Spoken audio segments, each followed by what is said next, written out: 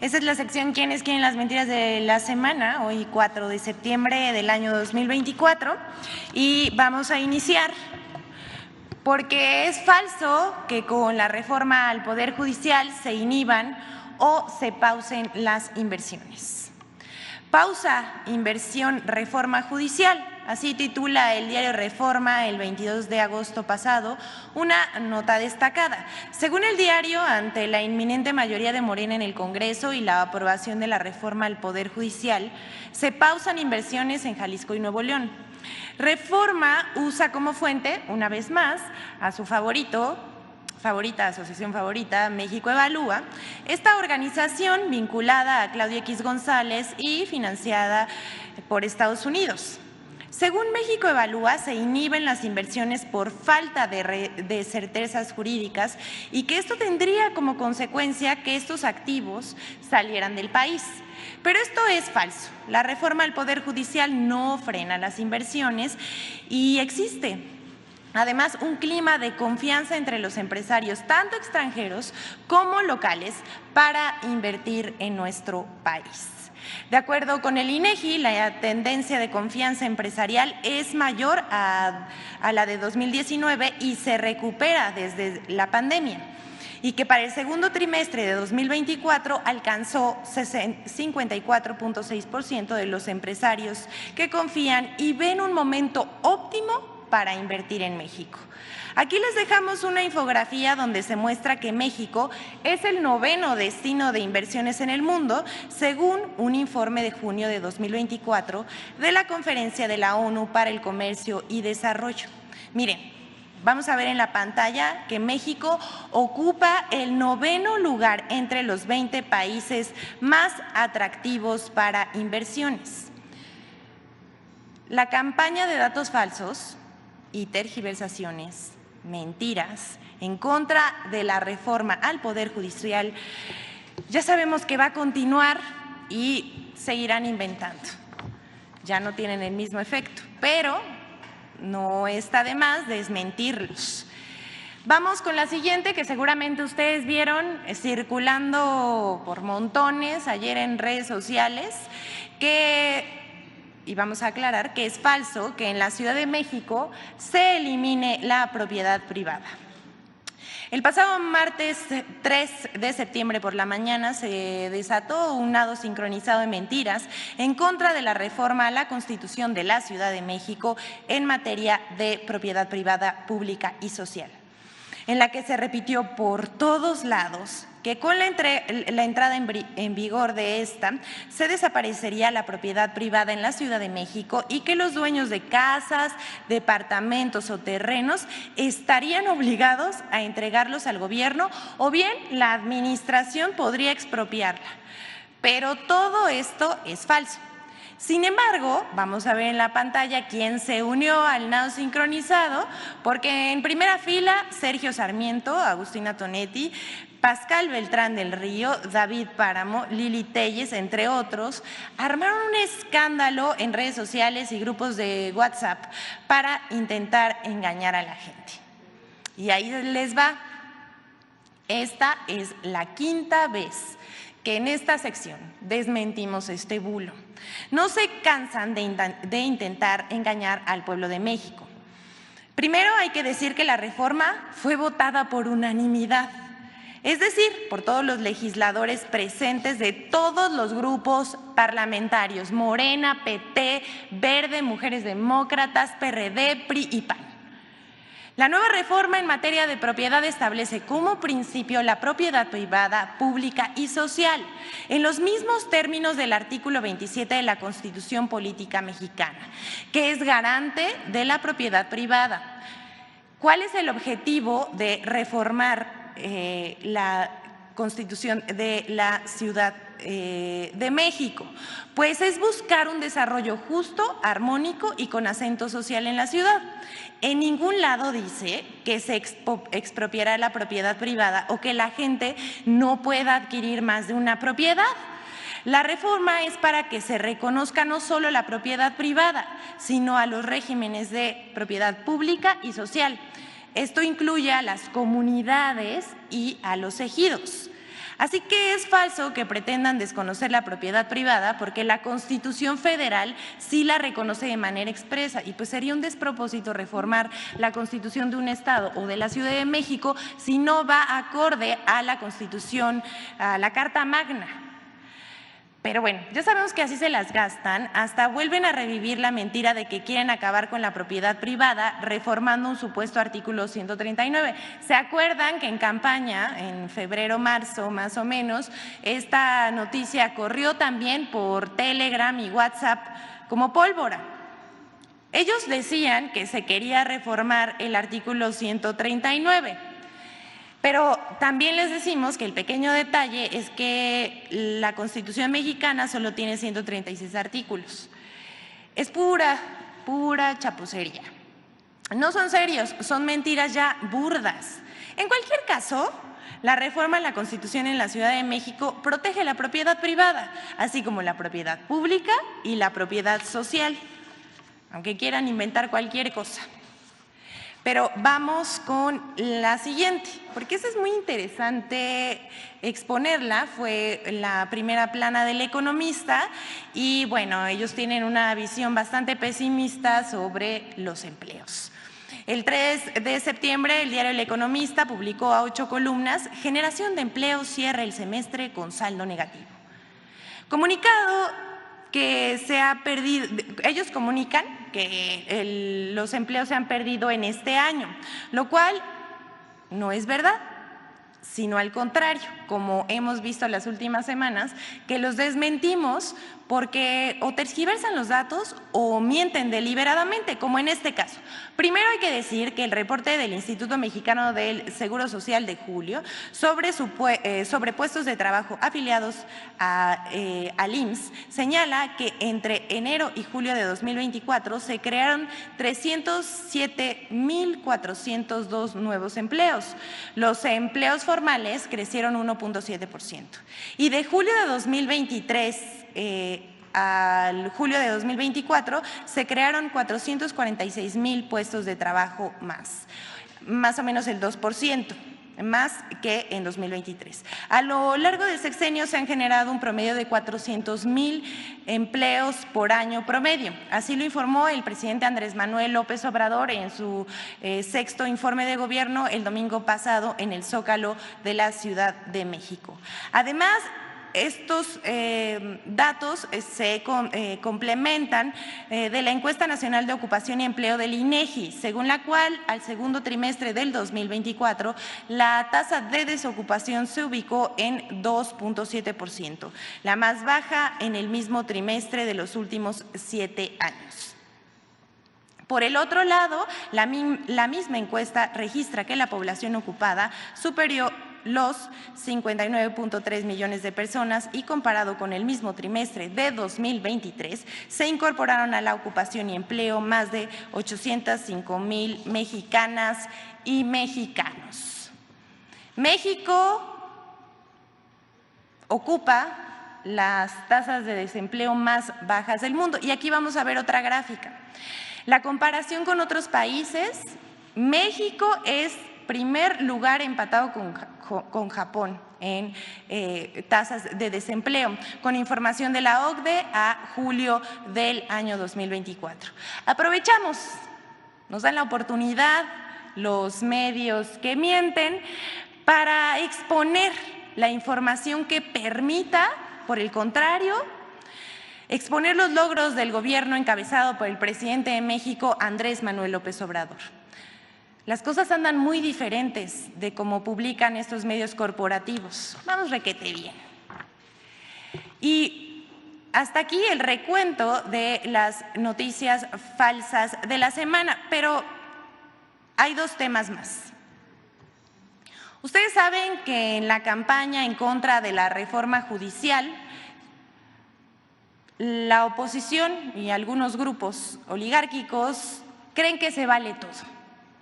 Jueces que invaden facultades del legislativo, líderes estudiantiles o pseudo estudiantiles ligados a Claudio X González, por ahí un sobrino, columnistas que se reportan con una ministra de la Corte, que por cierto ya está en huelga, Vamos a exponer a los agoreros del desastre. Y bueno, esto solo es el inicio, porque vamos a ver lo que se acumule.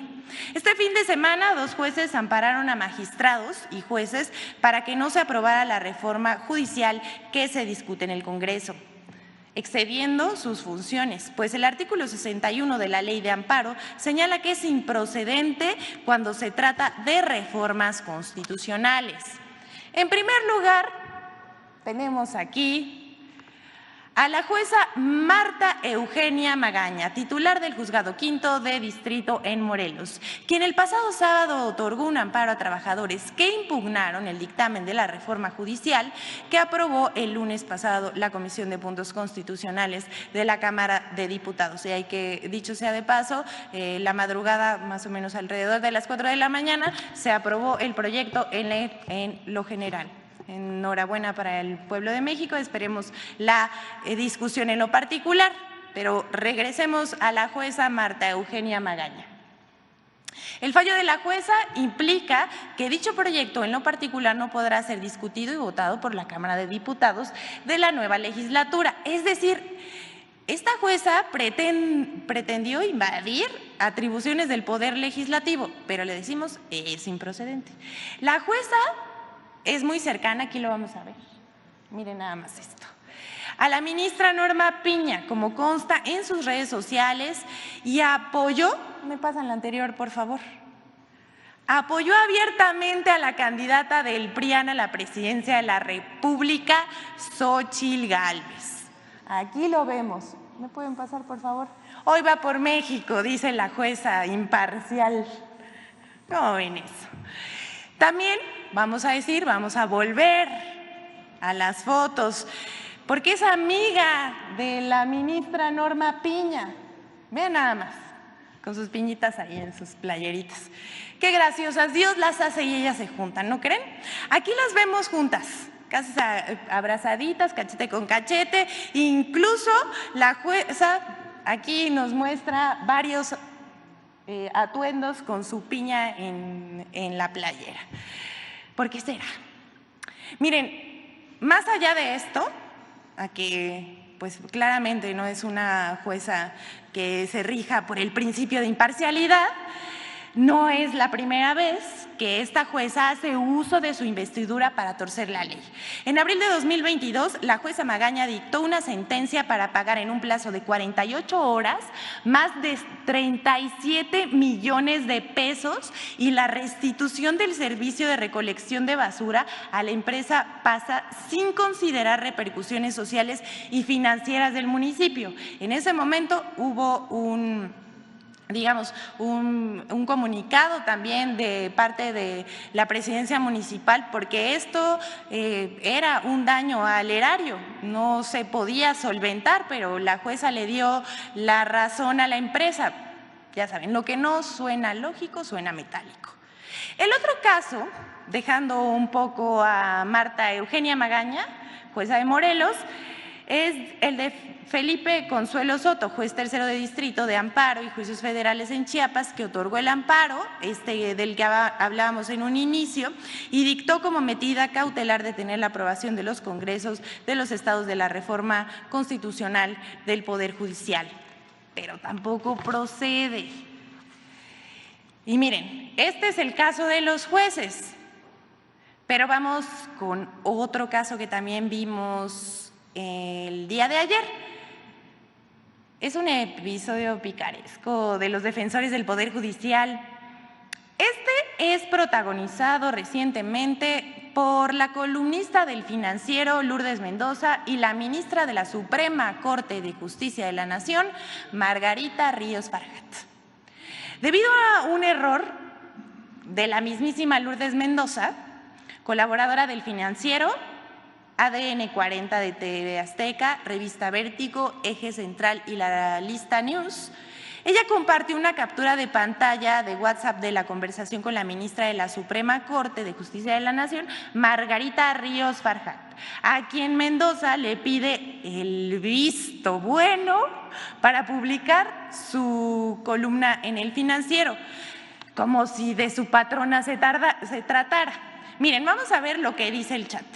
Y hay que hacer otra vez la precisión de que esto fue filtrado precisamente en los estados de WhatsApp de Lourdes Mendoza. Esto es público. Aquí con nombre y apellido. Dice, le contesta a su columna la ministra Margarita Ríos Farjat, le dieron un gran espacio en El Financiero, Lourdes, excelente. Así le dicen. Y luego le responde Lourdes Mendoza, gracias ministra, el miércoles vuelvo con el tema. En la noche se la mando para visto bueno. Por favor, manitas de por favor. Y luego le vuelve a responder Margarita Ríos Farjat y le dice, sería interesante platicar con sus amigos del Financiero, ya ahí como pidiendo que la entrevisten o algo. Y se pone a su disposición, no solamente le pidió el visto bueno Lourdes Mendoza a Margarita Ríos Farjat, sino que pues ya que vas por ahí, ¿no? No te vayas de vacío, y le dice, usted dígame y yo lo organizo de inmediato. Bueno, debido a esto y al error de la columnista que compartió su conversación con la ministra pidiendo su aprobación, su visto bueno, ¿no les parece que este chateo es interesante? Bueno, pero si vemos la columna lo vamos a entender mejor. Aquí ella tituló Puebla aguanta, los estudiantes se levantan, dedicado al éxito arrollador de la movilización de estudiantes contra la reforma judicial, que más bien eran unos veteranos agarrando una pancarta, llevados ahí, y que pues básicamente llevaron a algunos jóvenes que sí mostraron su desconocimiento y su profunda desprecio por el pueblo de México y la democracia. Pero bueno, ese es tema de infodemia, que ahorita lo vamos a ver. Miren, Mendoza se justificó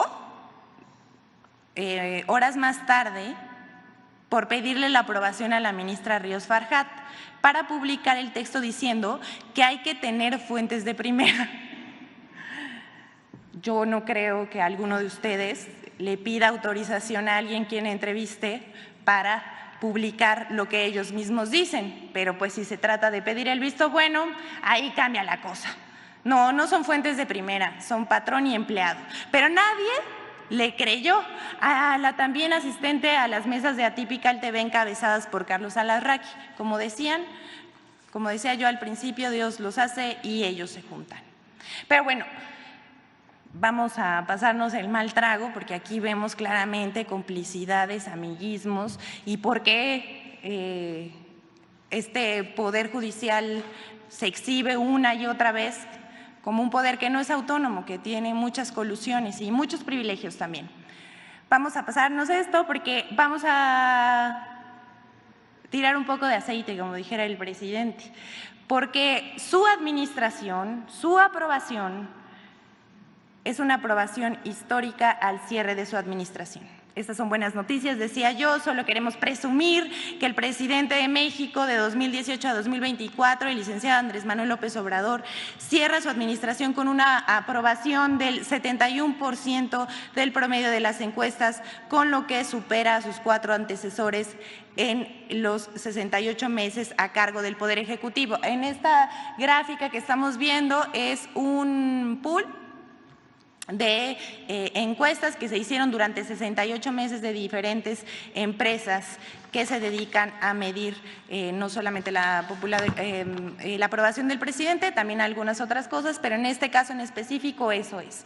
Miren, aquí vemos a Enrique Peña Nieto, que cerró con 22% de aprobación, Felipe Calderón con el 58%, Vicente Fox con 63% y Ernesto Zedillo con 68% de aprobación ciudadana. Pero no es todo, vamos también a presentarles la más reciente encuesta de ENCOL en la que el presidente alcanza el 66% de la aprobación ciudadana, y también tenemos aquí la de Mendoza Blanco con 83% de aprobación para el presidente. Ahí nada más, se las dejamos. Les recomendamos no comer aguacate porque sabemos que este tipo de cosas le molesta mucho a la oposición. Pero ya para terminar esta sección vamos a presentar la colaboración con Infodemia sobre las mentiras que se han dicho sobre la reforma al Poder Judicial. 5 mentiras que marcharon en contra de la reforma al Poder Judicial. 1. Falso que la reforma al Poder Judicial provocará una dictadura. 3 poderes es democracia, 1 solo es dictadura. Claro, no estamos a favor porque vamos a perder nuestra democracia. Me preocupa mucho que de la noche a la mañana tengamos una dictadura. La reforma no propone la desaparición de ninguno de los 3 poderes de la Unión, ni el cambio del régimen político establecido en la Constitución. Por el contrario, propone el fortalecimiento del Poder Judicial a través de un método democrático, es decir, la elección de jueces, magistrados y ministros. Además, establece una nueva integración de la Suprema Corte de Justicia de la Nación. 2. Falso que cualquiera, incluso delincuentes, pueden ser jueces, magistrados y ministros. Mi justicia va a estar en manos de alguien que está ahí porque es popular y no porque está preparado, ¿no? Las personas que sean propuestas para ser jueces pueden provenir de un partido político, de un grupo empresarial, o puede provenir incluso del crimen organizado. La reforma del Poder Judicial abre la puerta a que cualquiera pueda ser un juzgador, dígase violadores, asesinos, narcotraficantes. La reforma al Poder Judicial establece requisitos para ser electo magistrado, juez o ministro, entre los que destacan ser al menos licenciado en Derecho, calificaciones mínimas en las disciplinas del derecho afín a la candidatura y experiencia. Además, la reforma plantea la creación de comités de evaluación que seleccionarán los perfiles. Será facultad del Senado recibir las postulaciones y verificar que las candidaturas cumplan con los requisitos de elegibilidad establecidos en la Constitución y las leyes. 3. Falso que la reforma al Poder Judicial provocará pérdida de derechos y elimina el amparo. Todo lo que pretenda el Poder Ejecutivo se va a cumplir. No va a haber más derechos fundamentales o una defensa para los derechos fundamentales, los derechos humanos. Principalmente la pérdida de los derechos, la pérdida del amparo, que es para nosotros tan importante. La reforma al Poder Judicial no propone la desaparición del amparo ni la modificación de la Ley General de Amparo. Tampoco se propone la eliminación de algún derecho concebido en el título primero de la Constitución Política. Por otro lado, garantiza los derechos de los trabajadores del Poder Judicial. 4. Falso que un partido político seleccionará a los jueces, magistrados y ministros. El presidente saliente y la presidenta entrante van a terminar poniendo a todos los jueces, magistrados, ministros, los van a tener en la bolsa. Con una influencia tan importante como la que se tiene desde la presidencia, pues es evidente que las listas que van a prosperar son las postuladas por la presidencia en el ámbito federal y por los gobernadores en los ámbitos locales.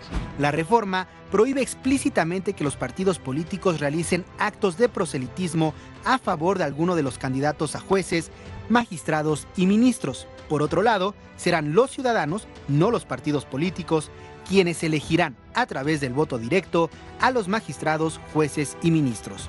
5. Falso que el pueblo es ignorante y que no entiende la reforma al Poder Judicial.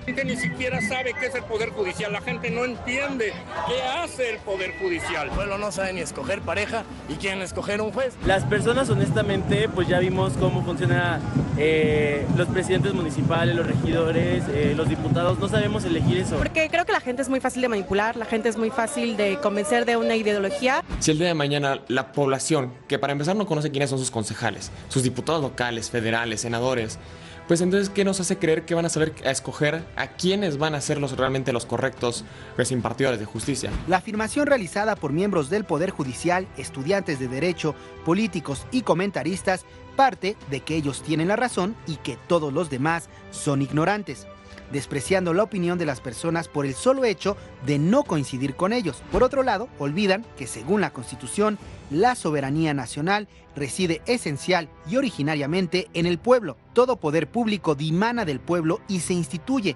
para beneficio de este. El pueblo tiene en todo tiempo el inalienable derecho de alterar o modificar la forma de su gobierno. Infodemia. Es cuanto, señor presidente. Gracias a todos. Buen día.